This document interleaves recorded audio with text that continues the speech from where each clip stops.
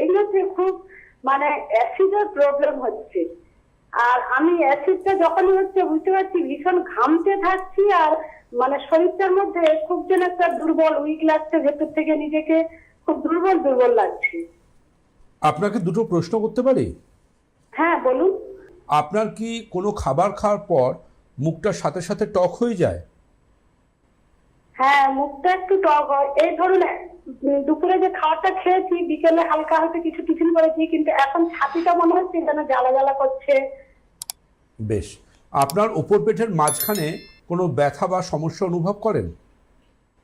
এই ছাতির থেকে মিডিল পোর্শনে যখন ওই গ্যাসটা প্রচুর হয় তখন ব্যথা ব্যথা একটু অনুভব করে। বেশ। আপনার কোলোনোস্কোপি এন্ডোস্কোপি কোনো রিপোর্ট হয়েছে? না ডাক্তারবাবু, সেভাবে কিছু হয়নি, কিন্তু সুগার, থাইরয়েড, কোলেস্ট্রল ওগুলো আমি টেস্ট করেছিলাম। ওগুলো আমার নরমালি মানে টেস্ট না, আপনার করেছিলাম। সমস্যার সাথে ওগুলো রিলেটেড নয়।